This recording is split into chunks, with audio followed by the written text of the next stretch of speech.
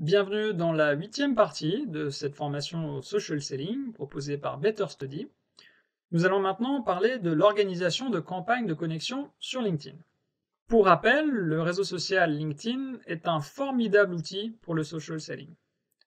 Pour rappel également, le social selling rassemble les pratiques qui consistent à utiliser les réseaux sociaux professionnels comme LinkedIn ou Twitter généralement pour développer les ventes.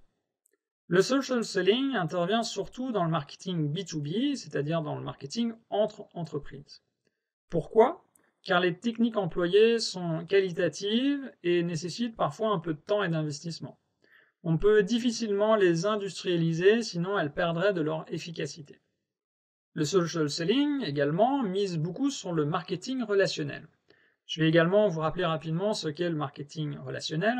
C'est l'ensemble des actions marketing qui cherchent à établir une relation nominative, individuelle, continue et personnalisée avec les prospects et clients d'une marque, de votre marque en l'occurrence ici. Il s'agit donc bien d'une démarche qualitative. On peut toutefois instaurer une bonne méthodologie pour réaliser des campagnes de connexion efficientes et un petit peu industrialiser la génération de ces relations. Voici les points à ne pas manquer dans une stratégie de connexion. Tout d'abord, vous devez définir vos objectifs.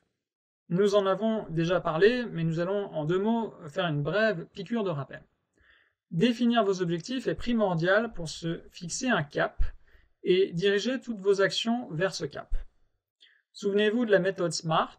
Vos objectifs doivent être spécifiques, simples, mesurables, ambitieux mais réalistes et temporellement définis. Ensuite, vous devez définir votre persona.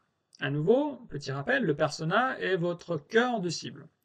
Pour savoir à qui vous vous adressez prioritairement, et pour vous mettre même dans la peau de ce client idéal, vous devez établir l'équivalent d'un CV, d'une fiche, avec ses caractères sociodémographiques, ses besoins, ses désirs, ses freins, ses objectifs dans la vie, ses influenceurs, ses objections par rapport à votre offre, etc., etc.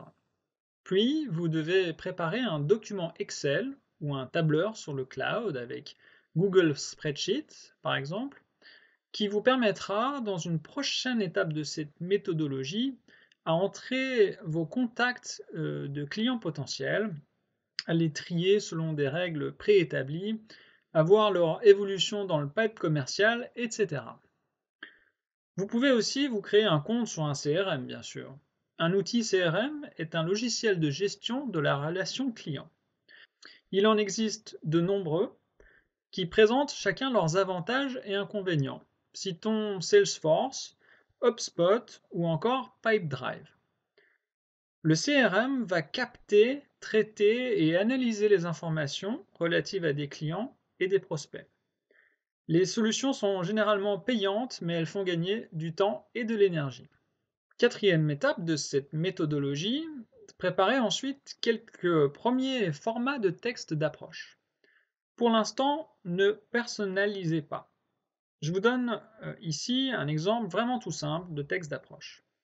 Bonjour prénom, je me permets de vous contacter car je viens de lire sur votre profil que votre société, nom de société, se développe rapidement.